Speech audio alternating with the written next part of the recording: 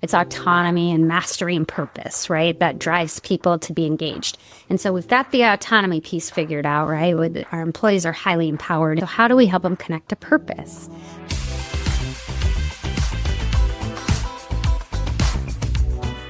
Hey, everybody. Welcome to the Culture Work Podcast. I'm Chester Elton, and this is a show where we talk to executives and thinkers and change makers shaping the workplace of tomorrow.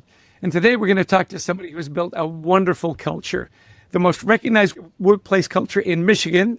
And she's tackling changes that are really reshaping her industry. She works in a credit union, which is a really unique niche in the financial business. Now, a little bit about our guest, Shawn Premer. She is the CHRO of Consumers Credit Union.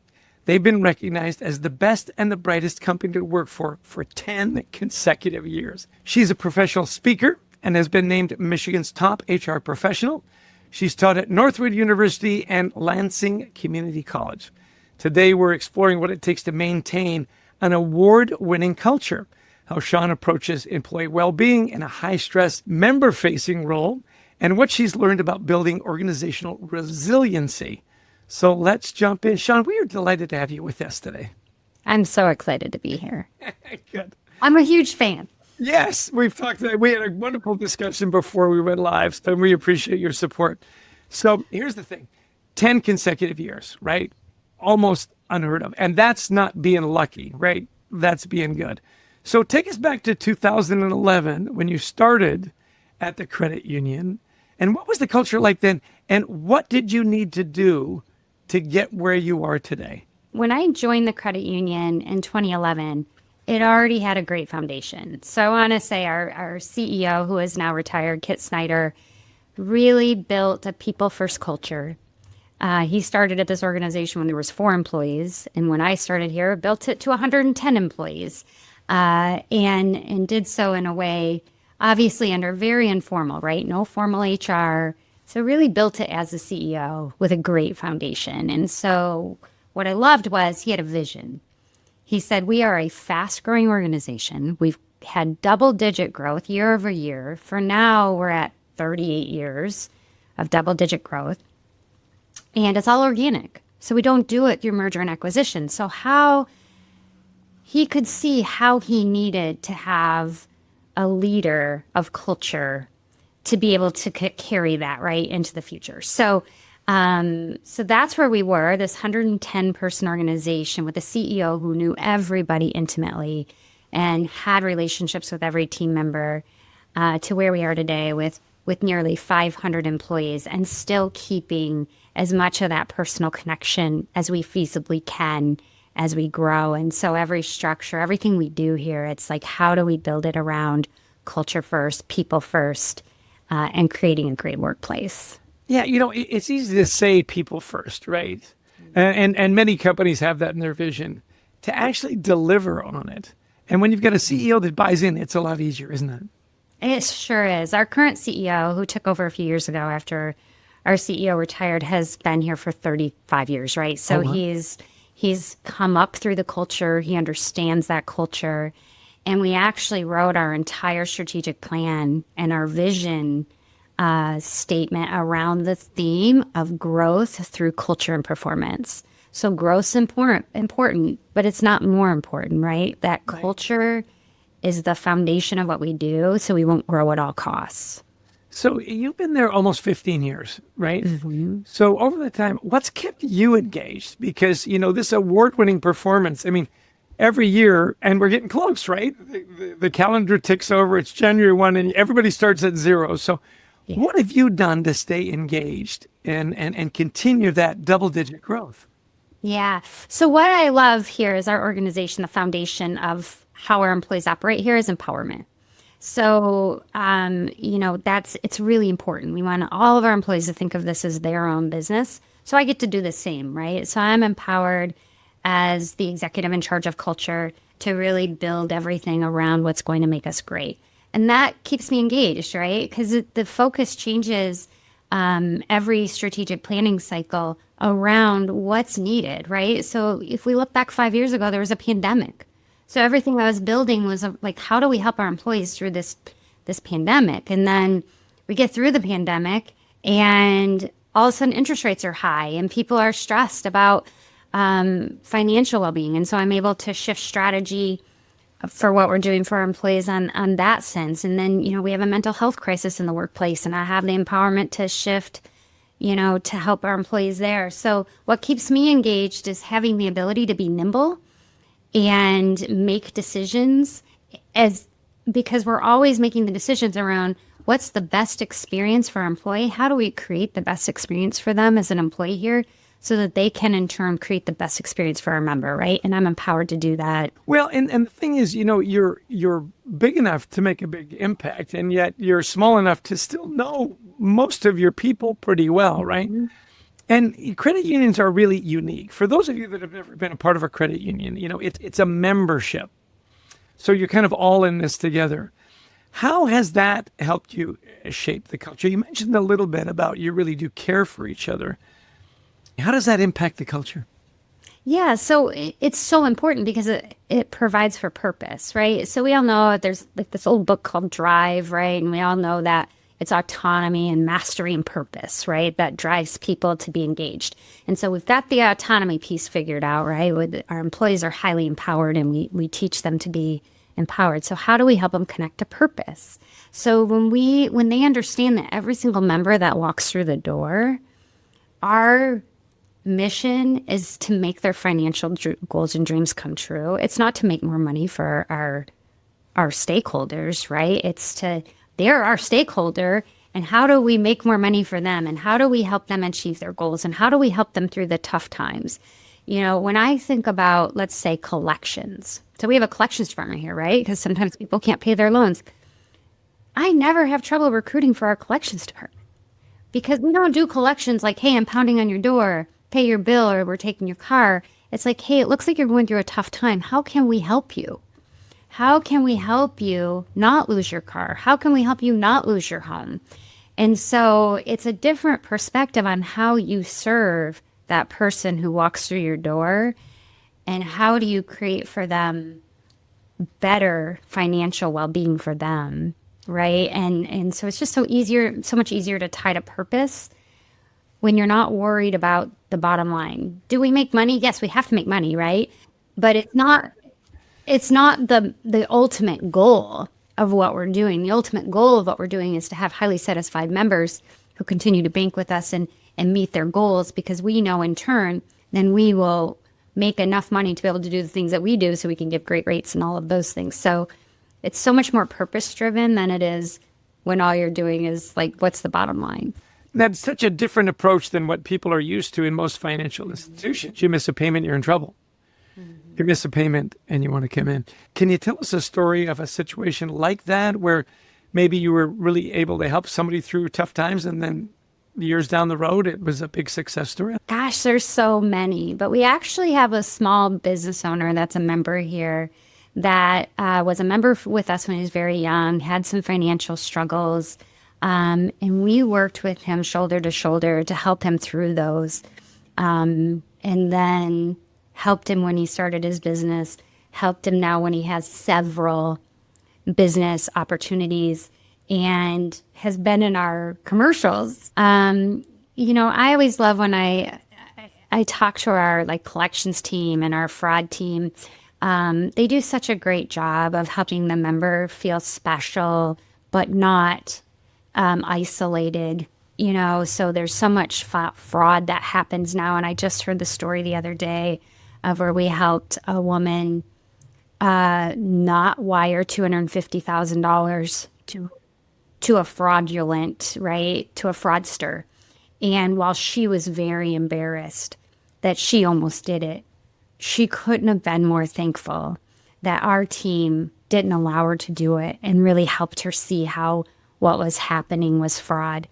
You're not getting that service everywhere, right? You're not getting that person who brings you in and, says, hey, it's okay, it happens, but that's what we're here for. We're here to save you from losing your life savings. Hey, let's move into well-being and crisis support. You mentioned that, you've got small businesses, you've got people that are retiring, things are changing with Medicare and Medicaid and all of these different things, right? It's all up in the air. So you've done something that requires real courage and commitment. You partnered with an organization called Be Nice. I want you to talk a little bit about that. It focuses on suicide prevention. What led you to make that investment? So me personally, I've lost, two family members at working so age sorry. to suicide. And it's terrible and tragic. And you always think as a human being, like, how did I not see it? What could have been done differently, right? All of those things. And over the course of COVID and in pandemic, it seems to have escalated, right? Because we're living in a world where people feel so isolated. And we've actually come back to work 5 days a week, not because we don't trust people, but because what we were finding was well-being was going in the tank, right? Because when you're isolated all the time, you don't have those connections. And so what we were finding is that our employees were really struggling. And it was quiet struggling, but we'd try to uncover it, right?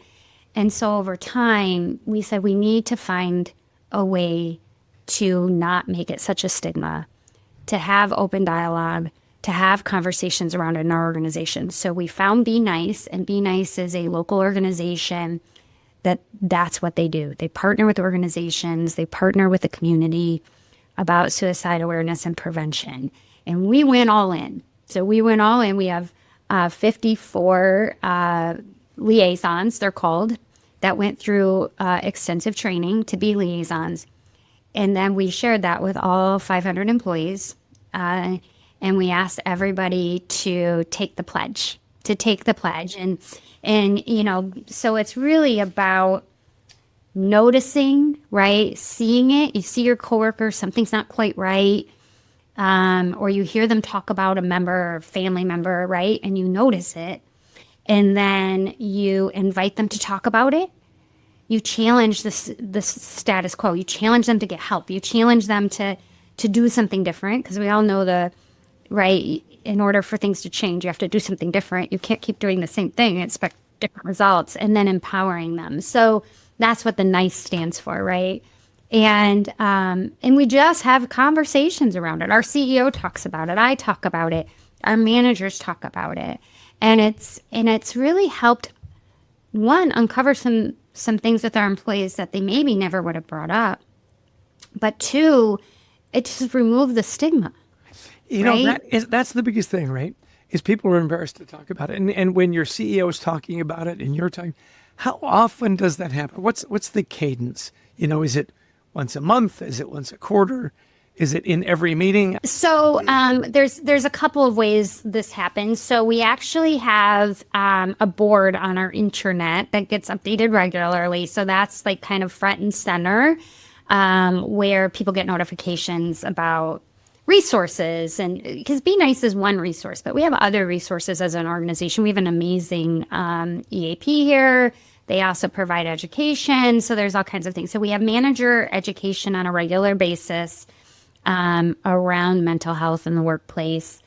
We also have 3 manager meetings per year where we'll have some conversations around it. Like, what challenges are you facing? How can this group, your network of peers, help you? And then for employees, there are cards all around our building, at workstations and in our retail offices. And it's very easy when you see something, just say, here, let's talk about this. And we have liaisons, as I said, 54 of them. Wow. Across our 32 locations, right? So we've got liaisons everywhere that are really kind of being the champions. Right. And is there a recertification, like every year they renew their, because 54 for a company that's got 500 employees, that's pretty good, right? Yeah. And we're actually doing another call out to say, if you're interested in being a liaison, I'd love if we had 150. Sure, why not? Right? I mean, why not? Like, the more you have, the more awareness. So we're doing another annual call out. And then there's just regular updated education for the ones who are already certified. Okay, so let's pretend you're talking to somebody who doesn't have any of this in place, right? Because a lot of companies don't. Where would you encourage them to start? I think the number one place to start is your EAP. EAP usually, like our EAP has educational resources that I think, unless we ask for them, they're not like doling them out, right? Because they're offering you this very low cost service, but most of them have educational components that you can leverage, whether it's virtual or in person. We've even brought ours in to do, like we had a difficult situation as a team here, and that team was struggling mentally with what had happened with one of their teammates. And we actually brought our EAP in on site to facilitate a group session with that team to help them work through the emotions of what had happened. So those resources are typically available. So I think that's a great place to start because you're already paying for it, right? You're already paying for this resource. But I also encourage, most communities do have mental health resources that, now Be Nice, we did pay for that, piece, but it was so low cost in comparison to what we're getting. So usually community organizations, because they're a nonprofit, they're not in it to make money, right? They're in this to make our communities better, right? So see what's available in your community that you could potentially partner with, to help your employees as well. And how important is it to start with the CEO and the senior leaders? Oh, that's of utmost importance, right? Yeah. You've got to have that buy-in. Our CEO was like, yeah, let's do it. And he actually was like, I don't know why we're not already doing it, right? So I think it's, those pieces where, again, I'm super blessed to work in an organization that gets it. Right. And I've worked in organizations that don't. So I think if you're in that organization that maybe isn't getting it, do what you can, right? Do what you can. Get yourself educated so that you can start at least the dialogue in your organization with the leaders that are helping, right, that frontline team. Yeah. And like you say, if it's not in your company, you can do it with your team. But get started. Yeah. Excellent. Hey, let's move to this leading member-facing teams, because that's different than most companies, right? Your employees are on the front line every day. And I don't want to forget, too, about you bringing people back into the workplace 5 days a week, because I know that's an issue in building a great culture. But you're dealing with members that may be stressed out about their finances. They've maybe missed a car payment. They've missed a credit card payment or something. They get frustrated with their services. They wish you maybe had more, right? And just having a bad day. How do you prepare your team for those emotional moments, that emotional labor? Yeah, it's we have what we call our first year journey here at Consumers. So we go beyond onboarding, right? Okay. Everybody does onboarding, which is typically just orientation, where we have a first year journey here at Consumers. And that is really built around like helping that person who likely has zero financial institution experience. And if they do have experience, it's not like what we provide here in terms of how we serve our member and how we serve each other. So there's a full first year journey. And as part of that beginning of their journey is they're learning that. So we have courses on empathy, building connections, difficult conversations. And so, those are all built into that first year journey to really make it as easy as possible for the employees. And like I said, our managers are highly trained and educated too, right, to help the employees through that. So it's just part of like how they come into our organization and part of that journey. So for us, it comes pretty naturally. We also have a lot of resources for the employee to give to the members. So that's really helpful. So we partner with an organization called Green Path Financial that provides where we cover the cost of financial counseling, budgeting classes, all types of things. And that's at no charge. Our employees have access to it. Our members have access to it. And that's like a nice thing to have, right? Because when the member comes in and they're like stressed out and frustrated, it's like, hey, I know this is where you are today, but let me help you get on a path of where you need to be so we can get you past this. Well, so you've invested a lot in training both on the manager side and the employee side. So give me an example. I'm one of your employees. I've just had a really emotional conversation with a member. How do you help them decompress and de-stress? Yeah, so we have all kinds of things for decompressing here. So one, our managers really do a lot of good listening. They're trained on how to coach employees through it, like how, what went well about this conversation, what didn't go as well as you would have liked. How can I help you, not feel this way the next time you have this conversation? So we're having those conversations, right, in a coaching manner. But then it's like, hey, let's take a step back. And so all of our tellers work in this building, as well as all of our phone center employees. So we use a video teller technology. We have tellers that serve all 32 locations, and they're right here in this building. And that's a huge blessing, because then we can help them holistically. So we have beautiful walking trails here. We have a lounge, a decompression lounge. So there's all kinds of things that we do to help de-stress our highest stress positions here. And what's really cool about it is when we're doing things here at the office, so let's just say it's a pop-up ice cream day, our offices also get to have pop-up ice cream day. Oh, it doesn't nice. look the same, right? Because it's not for 250 people. Right. But the manager will go out, pick up some ice cream and say, hey, it's pop-up ice cream day, and let's make some sundaes. And, so it's just really trying to help people de-stress in a way that works best for them. But everybody gets designated walk breaks several times a day, because we want them to step away from their video, and then we want them to step away from their phone and decompress. And if they don't want to take a walk, they don't have to walk. They can do something else. But, we all know walking clears our brain and helps us decompress. So Get outside. We lived in Michigan for a while, and it is beautiful. I love those Indian summers. You do have some beautiful walking trails in there, hiking. Let me ask you about this. You have them together, and you've talked about the power of that togetherness. Was it hard for you to get people to come back to work 5 days a week? For about 6 months. We thought we might turn some people over, but we didn't. So, it was really about connections and how important connections are to innovation, collaboration, well-being, all of those things. And our employees they just love being together now. I think, but you got so used to being at home that, it seemed difficult in the moment. But I think the impact, our engagement has actually gone up since we brought everybody back. I think you're making such an interesting point, because so many companies are afraid to say, hey, you got to come back 5 days a week.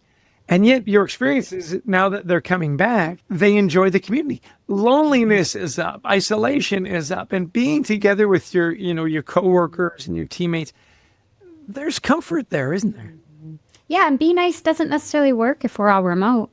Right. Right? Because you're isolated, and it's hard to see those things. It's hard to read the face. You can put on a good face on Zoom for an hour. But what's happening when Zoom hangs up?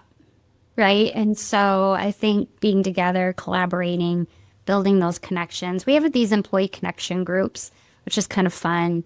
And you'll see them down like a little knitting group. And at 2:00 on Thursdays, they're, knitting scarves and hats, and we've got a beekeeping group, and so they're putting we've got a gardening group that, so I think you build this culture and community that is really thriving. So are you telling me that there's going to be a Consumers Credit Union honey brand that you'll be selling? Oh, that would be really cool. That would be very cool. We'll have to consider that for sure. Great. Okay, now we're into the culture challenge, Shawn. So in this segment, we want to tackle real world, leadership dilemmas.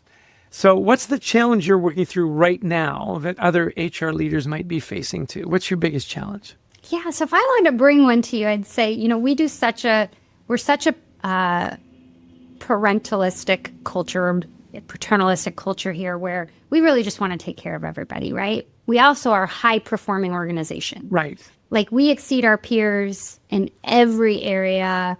Yeah. From a credit union perspective. I want to jump in here because, people are going to be listening to these. Oh, yeah, well, it's all unicorns and rainbows, but how do they perform? And that excellent performance is directly tied, right, to the way you treat your employees, your members, and your culture. I really want to emphasize that, because people say, well, you can have either or. And that's absolutely not true. Not true. We are one of the top performing credit unions in the country. Like I said, double-digit growth organically, including this year, in kind of a tougher economic environment, right? Weird year, yeah. Yeah. So let's just say that. But what that challenge becomes from a leadership perspective is we do have, mental health challenges. We do have employees who are struggling emotionally. So how do you balance that emotional caretaking and accountability? Because that's probably our manager's number one struggle. It's so interesting, that thing about accountability. We've done a lot of work on kindness in the workplace. That kindness is not a soft skill, it's a hard skill. And it's tied to accountability. It would be unkind for you not to pull somebody in and say, hey, by the way, that behavior is inappropriate. If you let it go, right? That's actually the opposite of being kind. So I love that you're tying in, a caring culture with accountability. Now, did I get that right? Yeah, you did. And it's funny because the managers will come to my team, right? And they're like, I know so-and-so has this, like challenge, like the anxiety or, whatever, but they're really struggling to perform here. And then it's like the constant conversation is whatever challenge they're having from an emotional perspective doesn't exempt them, right, from having to be able to deliver on their job. Now, can you give them some grace? Absolutely. We give grace. But then how, you've got to balance that grace and you got to hold them accountable, because if they don't succeed here in this environment, they're not going to succeed anywhere. Right. It's so interesting. Obviously our podcast is directed towards CHROs and senior executives that want to build these great cultures. But when I use the phrase strategic HR, what does that mean to you? How do you interpret that? Yeah. So from my perspective, it's really having an HR leader in your organization who isn't just looking at HR. It's looking at your entire organization, all of the goals and objectives, and figuring out what needs to be done from a people perspective to achieve those objectives, right? And so, I get so frustrated sometimes when HR is like, my CEO doesn't listen to me. I'm like, well, are you talking about the business? Are you talking about the impact the people are having on the business and what your strategies that you're trying to put forth, how that's going to help, right, meet the business objectives? So I very little talk about HR, right? I'm talking about what's our business goal? What are we doing?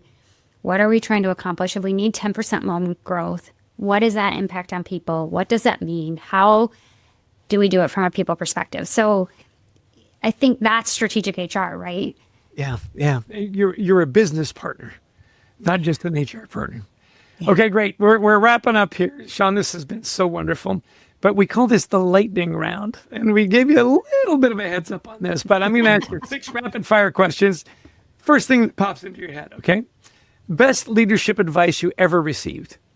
I didn't just steal this from you, but the best advice I ever received was, if you care about people, then you owe it to them to give them the tough feedback, right? And when you don't give them tough feedback, you're basically saying, I don't care about you or your success. Wow. Excellent. One book every CHRO should read? One that really impacted me early in my HR career was Crucial Conversations. Excellent book. What HR trend are you most excited about? I'm really excited about some of the strategies around AI and how it can help my team be more productive in their roles. Not about replacing people, but how can we leverage it to make our jobs easier and better? Yeah, I've got a friend who says AI can make us better humans if we use it right? Okay. Correct. What HR trend makes you roll your eyes, Shawn? I might have alluded to it already, but it's always when it's like, how do you get a seat at the table? Like that whole, training after training. And I'm like, if you're in an organization that doesn't think HR should be at the table, then you're probably in the wrong spot. But Excellent. Okay. Biggest lesson from 28 years in HR. What's the biggest lesson? People will always surprise you. Right. So when you go into a meeting or you go into any conversation and you have expectations of their response, they will always surprise you. Excellent. Last one. What does Culture Works mean to you? Yeah, so for us, it's really culture being the foundation of what we do and driving business results. So as I've been listening to the Culture Works podcast, I've been pulling out so many great nuggets. So, I think it's culture being the foundation of what you do, and building a great culture will build a strong performing organization. Okay, bonus question. How great is it to have a grandchild? Oh, it's the best. I'd have had more kids if I would have known how great this grandparent thing is. Hey, thank you for being so candid about your work, especially that part about mental health. And for folks who want to connect with you and your team, how would they go about doing that? Yeah, so I'm really easy to find on LinkedIn. I'm the only Shawn Premer out there. And for the HR leaders that are listening who's trying to build better support systems for their teams, what's your parting wisdom? What's your bumper sticker poster? What would you leave with them? Build a strong network of peers, right? People at your level, people above your level, because I've learned more from my peers than probably any other resource in my career. Wow. Yeah. And again, that's that being with people, right? Build your network. Shawn, This has been a delight. Thank you so much for taking the time. And thank all of you that are listening to the Culture Works podcast. We know you've got a lot of things you could be doing with your time, and we're delighted that you joined with us. So all the best. Here's for 11 years in a row of an award-winning culture. Thanks so much, Shawn. Thank you.